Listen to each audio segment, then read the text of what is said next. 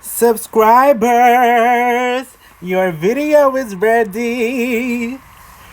Hello, LGBTQ plus DL men, women who particularly love us and support us.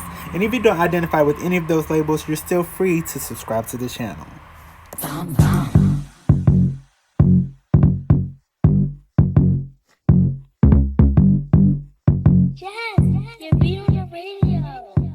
Hey yo, there I go again, kicking I some think dope that like.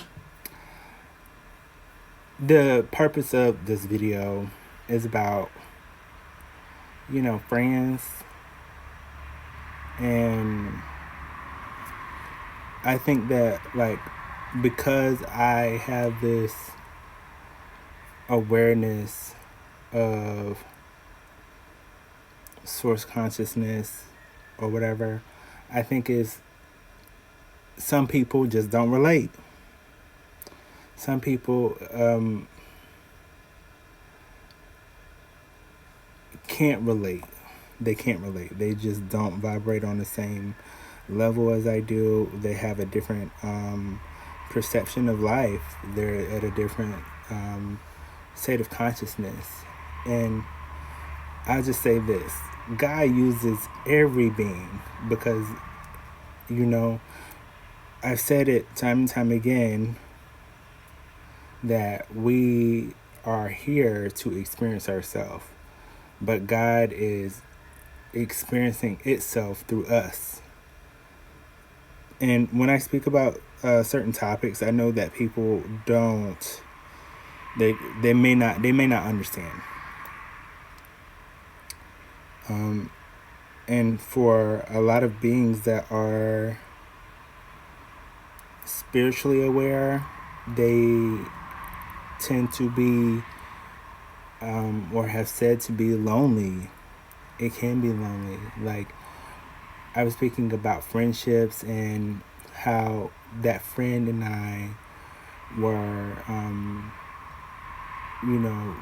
that lady at the job was, she thought that we were talking about her.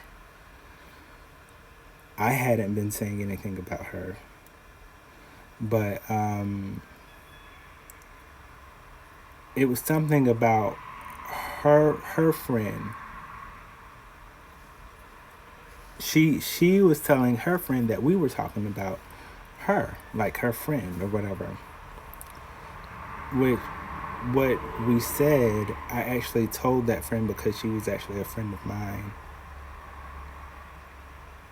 But it just that wasn't kind of like the purpose of the video, but at the same time it was.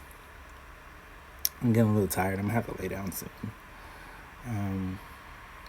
But when in the year of 2020, I discovered that I had many friends that were experiencing sexually transmitted things. And I went onto YouTube, and at that time that's on my old YouTube account, right? And I was open about these discoveries with my subscribers. But I didn't say any names, but I did speak about a particular person that I had a connection with. And my partner at that time, he knew some of the information about these people because within a relationship, I considered it okay to tell him these things because he's my partner. And I think that I was thinking that at that time, a partner should also be a person that you should be able to trust as a friend, right? Well, he was kumbayaing, I guess you can say, with some of the friends that I were friends with when I left him or separated from him. And to me, it seemed as if he was around them to kind of like, I didn't know if he was like outing the information that I had told him, but at the same time, I had also told him that I knew that there were certain friends that weren't telling me the full truth because the partners that they were with were also telling me things that they were saying. So it was just like a whole bunch of the information that they were trying to hide from me was coming to me. And were some things that, they wanted to keep secret, I found out. And a lot of those friends were friends that were calling me their best friend, but telling people that they thought that they could trust. So they didn't trust me, but they trusted the person that told me. So it's kind of like, why would they hide that information? But at the same time, they were also telling other people that the information. They were also telling other friends, and so it kind of put me in this. It kind of put me in the energy of, wow, they're trusting these other beings to keep this, these secrets, and then the person that they're trusting isn't keeping the secret. And I know all of this information, and I'm having to keep it away. I'm having to not tell them, and they're calling me their best friend, and I'm having to not tell them because the person that's telling everybody is, asking me, well, just don't tell nobody, but you're telling every other person. So my idea of friendship was kind of, I had to understand what do I value in a friendship. And because of some of those experiences, I kind of begin to start leading with truth. But when I started doing that, I started doing it in a way that wasn't honoring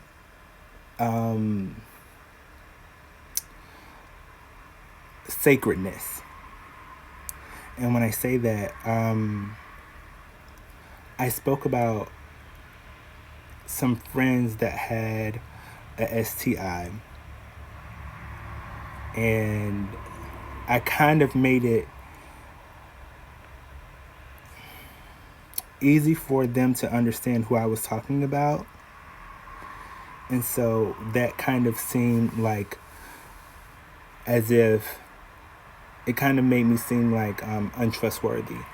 But at the same time, there were people that already knew about their secret because their partner was telling other people. And when I posted the video, because I was speaking in like code names and things like that, I texted my best friend and I told her to watch the video, and I typed the code names and who I was specifying about in the text message and sent it to her. I think I actually Snapchatted it to her, and because I asked her where she was, and I said, hopefully you're not there at that person's house. And so yeah, it just wild. It was wild. And the other person, I think I spoke about their experience because there was a wanting to tell the world that even if this person had an experience with their body, right, I was still open to being in a relationship and loving them even though they had that experience happening with them. And so after that, it was kind of like a clean slate because I just kind of like, not intentionally but not intentionally, outed people's STDs and STIs but I just didn't put names to it. But at the same time, I was in this thought of, or I was researching Dr. Sebi and stuff like that. So I was like preaching to the choir, I guess you can say, about how these things can be healed holistically. There was also like this time that I was telling my best friend that the girl that I was calling my best friend, I was telling her, I was like, you're gonna, I was like, girl, you need to slow down because you're gonna get pregnant by this dude. And this dude, I was calling him, he's sort of my cousin. He was adopted into the family. And I was like, you gonna get pregnant by my cousin. I just know it. I was telling her I just know it. And then when I looked on social media, had it been like last year, I realized that he's like, her baby is like 2, or is 2 or getting to 2. And it's just like, as a, I know that a lot of people bring up their zodiac and things like that, but I speak about being a Libra Scorpio cusp, but as a Libra, I think that the balance, the scales, is a representation of, well, most people see it like the Justice card also is like the Libra sign, the Justice card. It's the scales, balance. When you think about it,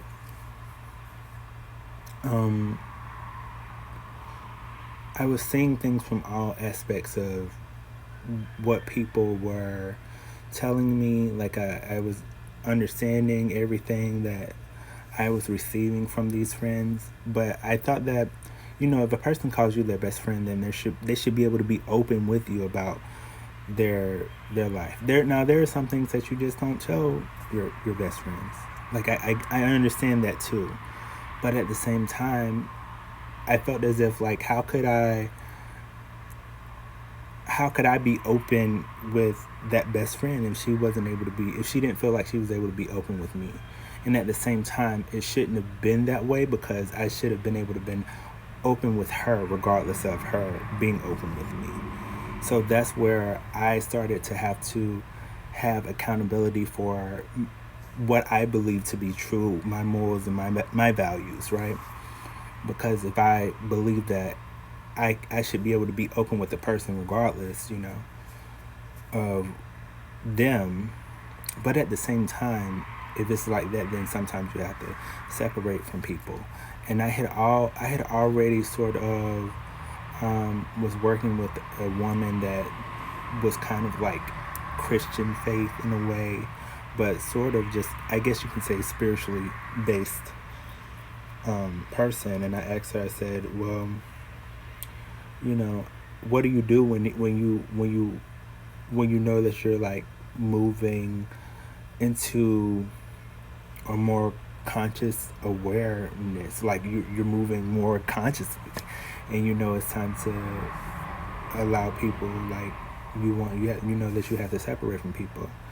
And I don't remember exactly what she said. Not that I can't remember, I just don't remember exactly what she said, so that's why I don't want to say it. But anyway, and then right after that conversation, that best friend walked up to me, and I hadn't made a complete decision to stop communication with them, but at the same time, it was like this feeling of phoniness, I guess you can say. Like, what do you call it? Phony? Like being a like a phony. And their not spouse, but their partners telling me things about them that you would think a best friend would be able to tell you, and they're not able to tell me. So it's just like when your partner is telling their friends about your genital health, and I also in that video was speaking about how in the past I had a friend that spoke about this like a HIV scare is what they call it. It's like when a person doesn't tell you about their status, and then you may sleep with them. But it wasn't like I was wanting to sleep with him. It wasn't wanted, and it happened in my sleep. And he got on top of me in my sleep, and so when I was going to get screening for HIV and things like that, within the 3 months or 4 months that I was getting tested, like I was going consecutively every month to make sure that it wasn't showing up. And when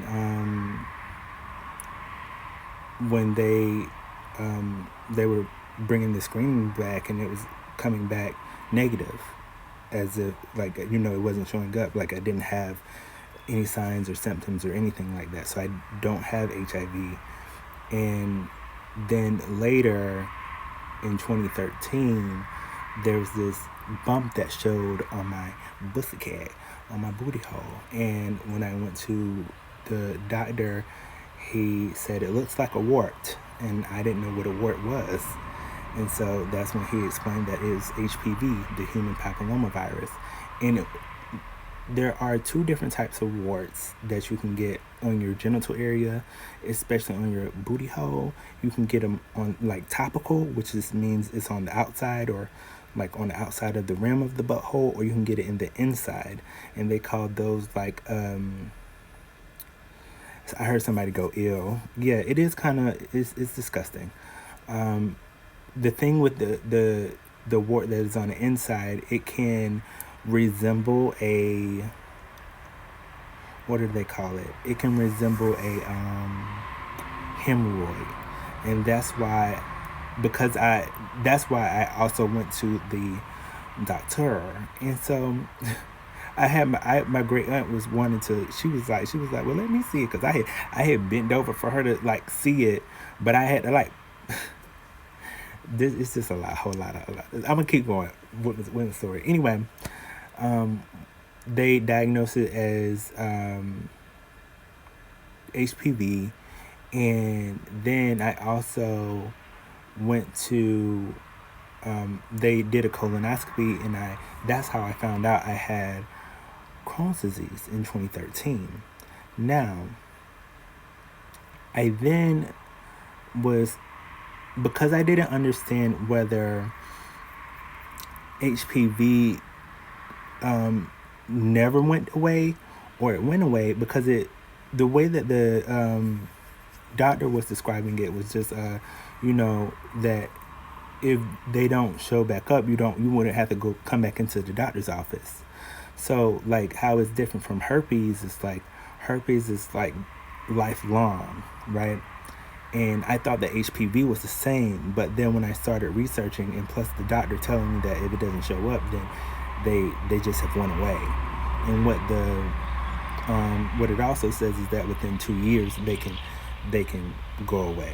Well, I had a partner that I started being intimate with before the 2 years was up, and because it was the 2 years hadn't been up.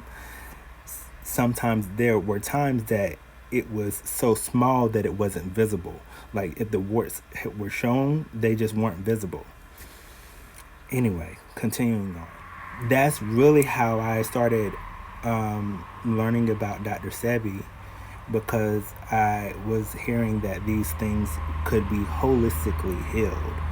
And so because I was on that journey, I had the mind, I guess some people call it the mind frame, or the idea that my friends that have herpes or HPV or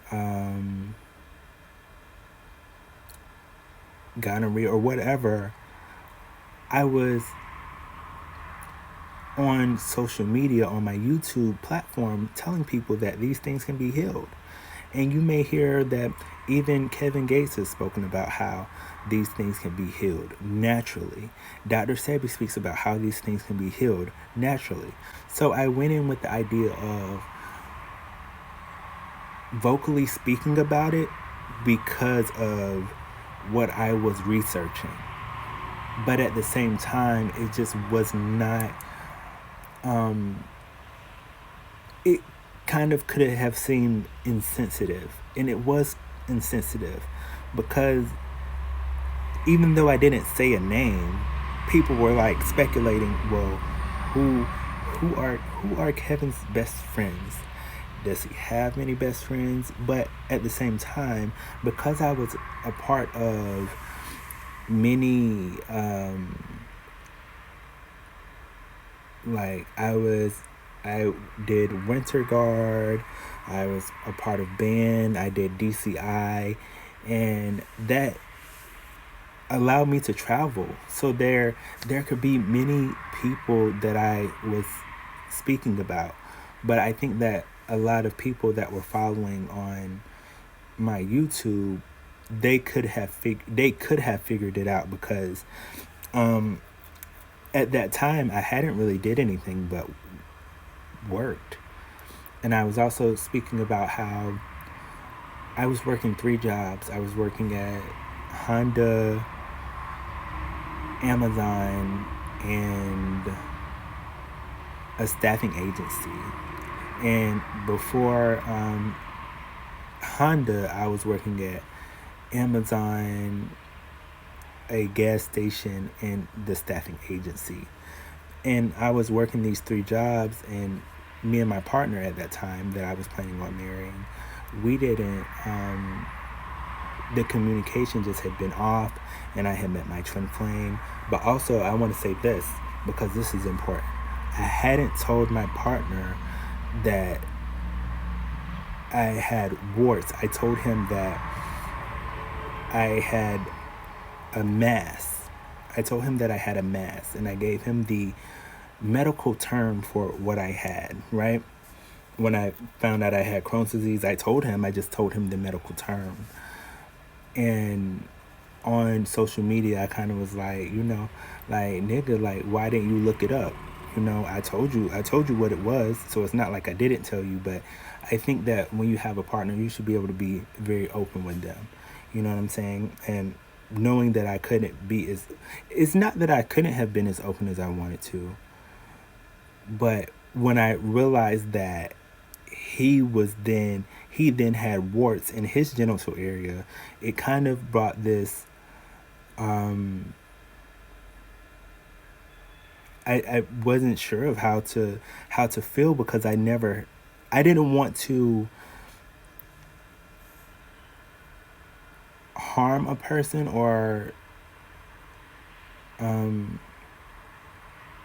didn't want for a person to feel the way I felt when the guy, I had to go to, when I had to go get tested to see if I had, or when I had to go get screening to see if I had HIV, and luckily I didn't. But what if the words were mixed up? What if it wasn't HIV? What if it was HPV?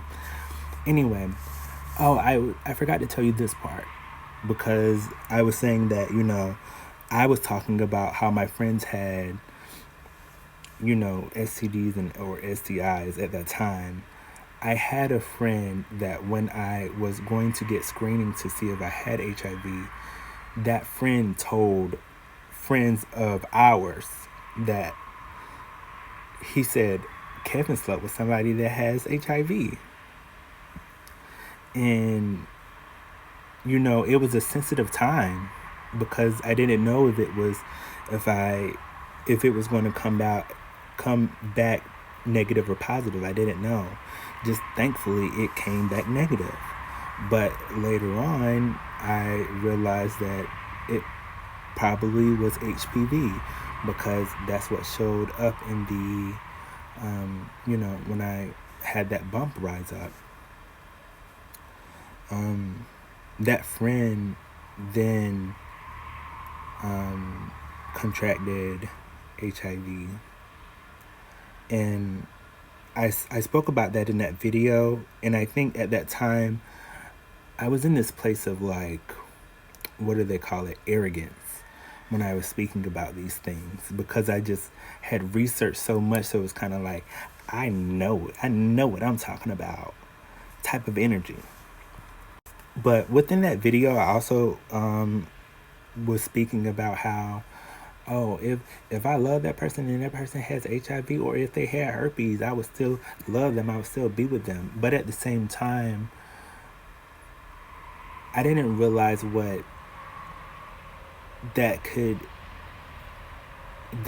do psychologically, because sometimes when I experience the divine, they remind me that I said these things. And karma is a real thing. We can experience the things that we say later in life if we don't. I don't know how to exactly explain it. I think it's more of a experience that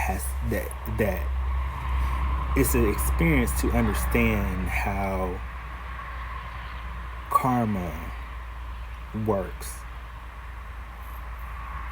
But anyway, what I do know now is that I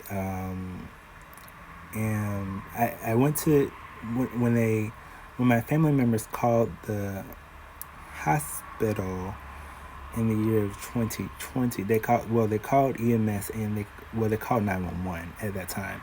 So of course EMS came and the police came, and they were telling my great aunt that she should get a restraining order, not a restraining order, but an eviction.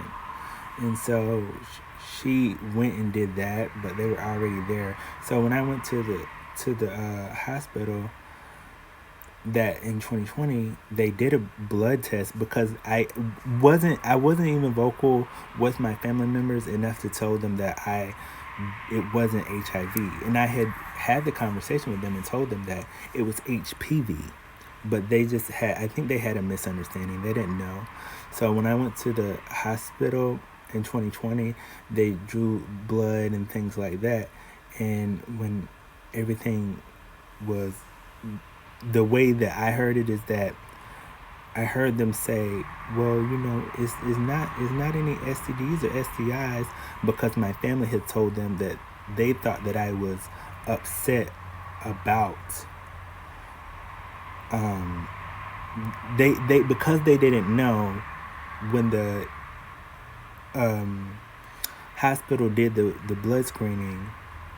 They did the blood screening to see if it was going to show up, and it didn't show up. And they were just like, well, he's clean. He doesn't have any STDs or STIs or HIV or anything like that. Now, I do want to say this: HPV cannot be detected in men. So if it shows up on men, it would kind of look like a mole, but it would be the same color as the skin, unless it is about to fall off, and then it will turn like a dark color and it will look like a mole.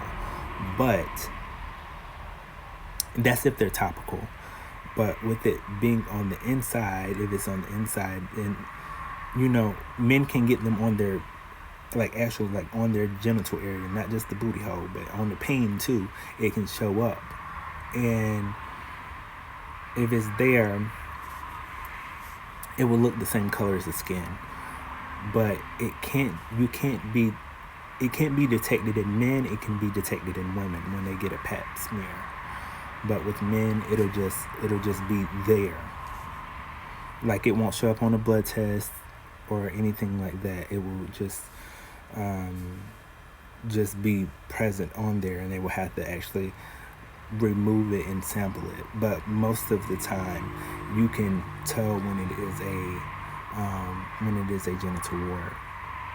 So men that are having sex with other men, I've seen some, I've because the ones that are on the booty hole sometimes they don't look like the kind that are on the peen, because sometimes the ones that are on the booty hole they'll look like just a bump.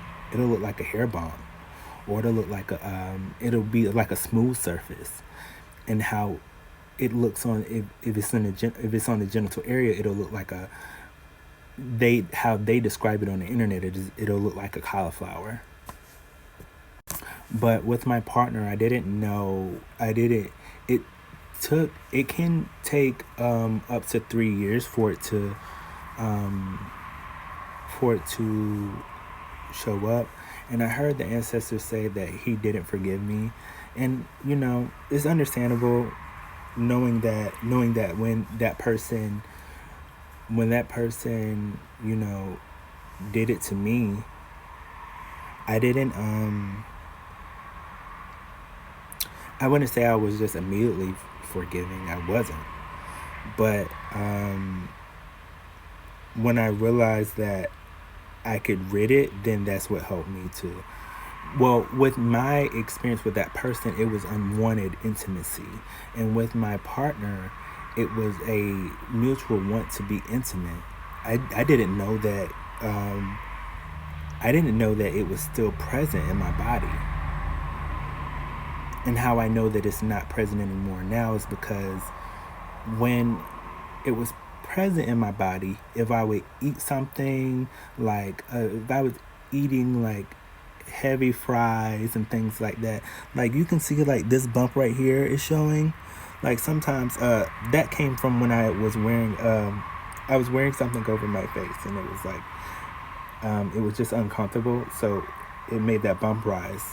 So anyway, if I eat like heavy potato fries and things like that, heavy starches and heavy like meats and things like that can help those type of symptoms arise. So when I eat like a lot of fries, I may get a boil, but I won't get a wart. And when I knew that the warts were present, because when they started showing up, it was as if they would be more present when there were stressful experiences, or if I was eating foods that helped them to show up. And now, even if I eat like the foods that I was eating then, it won't they don't show up. So that's how I know that they're actually gone. And I think that with my partner, the reason that they stayed so long is because once they once he had contracted uh the warts from me, it's as if we were passing them back and forth to each other. But once I went on this like holistic healing journey and I started fasting and things like that, I was actually like flushing it out. And when I had a discussion with my partner um, after we had separated, I then had a conversation with him, because he said he went to the clinic because he thought that I was cheating on him with another person, and he thought that the person that I was, the person that he thought that I was being intimate with, he knew that they had herpes. So he thought that I was being intimate with that person. So he went to the clinic, and he was like, yeah. And I went to the clinic, and because I was just like, I wanted to see what that bump was. I was just like, and so they didn't tell you what that bump was? And he was like, no. He said that it's just a mole. And that's when I told him, I said, no, it's not a mole. It's a wart. And then I told him that I had warts, but I also told him that you can get rid of it if you fast and drink water. Like they'll go away. But at that time, I don't think that I don't think that I told him that they can go away within 2 years. but I think he was also being intimate with other people, and it was kind of like this there was like this anyway. I think I just told him I saw the number 622. What I can say is that the experience brought me to the awareness that I wanted to build morals and values around being open and honest in my relationships. But with that, I also understood that other beings weren't in alignment with that. There were beings that weren't open to being truthful, open, and honest. There were some beings that were open about being liars. And as an empathic being that, you know, feels, oftentimes you have to realize that some people just aren't healthy for your experience. And sometimes like there can be old energy that can just be around. Like even being in this house, there's old energy that reminds me of like past experiences that I had before like I had left in the year of 2021, when I was kind of sort of, I don't know where I was going, but I was getting the fuck up out of here. But at the same time, I have built like these morals and values that I kind of just, I intend on being open and honest with beings, but that's just not true for everybody. That's understandable. I also try to immerse myself in not only forgiving myself, but not only forgiving others, but forgiving myself, because I'm sure my ex partner didn't ask for HPV, and we haven't had communication, but I know that at the same time there were things that we both had to heal within our like experience, because he had lost his mother in the year of 2013 or 2012. And a lot of times within relationship arguments, I guess you can say, he would bring up the loss of his mother to use it as like leverage over within the argument. And I think that at the same time there was like this wanting to know, was he being authentic with being upset about that.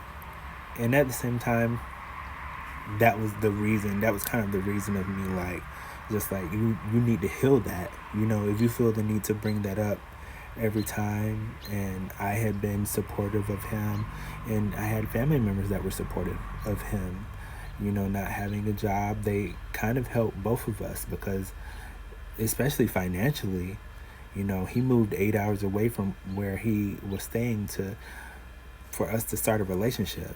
So it wasn't for fake. It was a 5 going on 6 year relationship.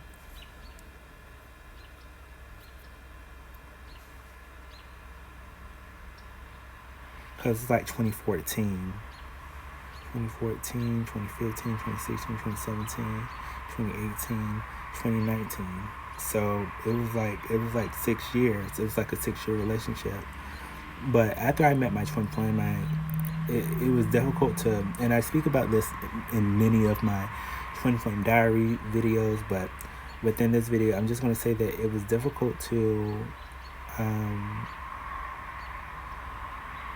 be with my ex at that time and have these undeniable feelings for my twin flame. And for you that are twin flames, then you understand what it feels like to be reminded about them consistently. But for you that don't know, it's like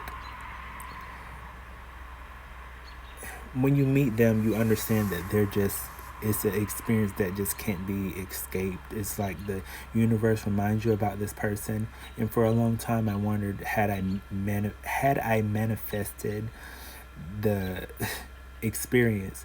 But then I often remind myself that there's been times where I have met people that have had his birthday, um, the same birthday as him. A lot of times, sometimes I'll see cars that are like his, or the cars that I remember that are like his. But at the same time, I'm also reminded of things, from past relationships, like things about my ex that, like, I can't even really say what I'm reminded about my ex, because I think how I knew that the twin flame journey was real, it was just really easy for me to leave my my ex after 6 years of us being in a relationship. And I also want to say that when I separated from him and I left that relationship, the idea of it was leaving so that we could both, you know, he could be with the people that he was texting, and allowing it to seem like he was more interested in other people outside of the relationship. And I spoke about how he would message people to hang out with them while I would be at work, and I worked night shift, y'all. Like, I worked overnight and I was working a lot. But it just seemed kind of odd that he wanted to hang out with his friends when I would go to work, and then when I'm off, he wants to spend all this time with me. And then when I am wanting to spend time with my friends, maybe on my off day, you know, or when he's at work, he's expecting for me to just be resting and not having time with anybody but him. So it just seemed kind of like he was wanting his cake and eat it too, and like it also seemed like there was something else going on, because I also spoke about how when I opened one of his Snapchat messages, because I think he was in the shower. I think No, I think he was like asleep or something. Anyway, there was a message from somebody, and the he was calling this person his, like, he was like, "Oh, this is our brother from such and such." Like, he was saying that this was his brother and my brother. Like we cool with this person, but I had never talked to the person. I had never met the person. So when I opened the Snapchat message, the guy was in the shower. Granted, it was like here up, so it wasn't like his thangalang wasn't showing and stuff like that. But it's just like, if you're in a relationship and people send you messages like that, and at the same time, what other messages are they sending you on Snapchat? And what else had kind of what else I heard? What else? Like, where does that come from? Ho, when he said, "What else? What else?" Anyway, um, that's a sign right there. But anyway, um, it wasn't like he was calling it a sign of insecurity, but my thing was, he was causing the insecurity because he was thinking that I was being intimate with my friends that I was barely spending time with, because again, I was working at Honda, Amazon, and a staffing agency that I at some point had to quit, because Amazon and Honda, I was working there consistent. No, actually, I continued to work there because I was working there Monday through Wednesday, or Monday through Thursday at the at the staffing agency, and then Honda, and then at Amazon I was working Thursday through Saturday. So my only true off day was Sunday. And when I get off from work, I'm tired. I think that most of all, I wanted those best friends to understand that I wasn't intentionally trying to hurt them by speaking about their diagnosis. But I knew it was a sensitive topic when I started speaking about it. But at the same time, I was also in this place of like, you know how in the Vampire Diaries where people were being switched off their humanity switch?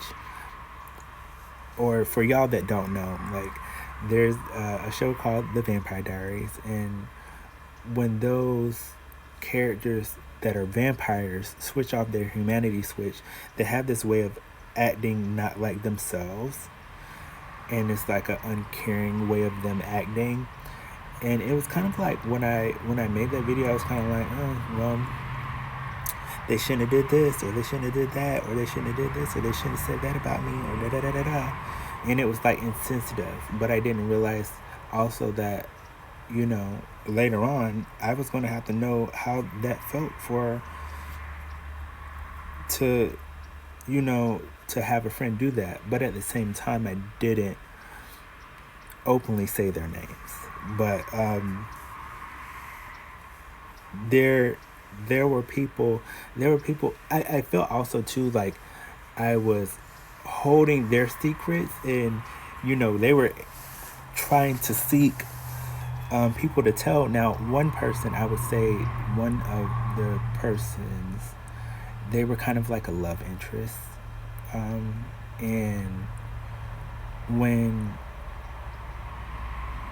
I was kind of speaking about them, I actually said what they meant to me and things like that, and they just weren't feeling it.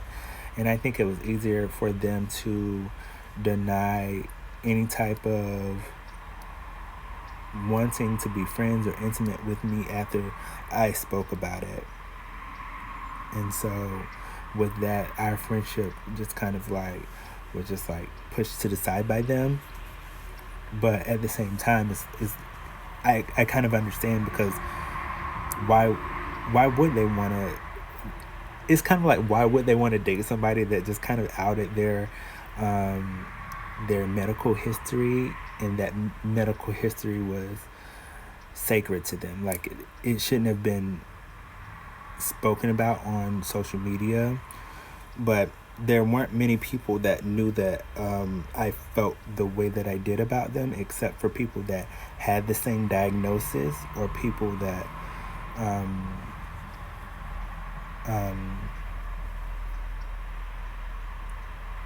no, I think that my ex-partner just knew, because I think that I got to that place where I was just like, and yeah, of course I would want to be with them, because I've been spending a lot of time with them, and also just my feelings are there for them. You know how you try to, I think that sometimes people try to get like this, they try to like get the upper, if it's not like the upper hand, they try to get like the upper word on their partner. I think it was kind of like that. But anyways, I heard that gunshot. Anyway, I'm kind of tired. I'm about to lay down and rest, and I'll try to edit this video, and yeah, so I'll see y'all when I get up. But if this is the end of the video, which it probably will be, toodaloo. I love you. About you, and they told me things, but my mind didn't change, and I still feel the same. What's a life with no fun? Please don't be so ashamed. I've had mine, you've had yours. We both know, we know they won't get you like I will. My only wish is I die real, 'cause that truth hurts and those lies heal, and you can't sleep thinking that he lies still, so you cry still. Tears all in a pillowcase.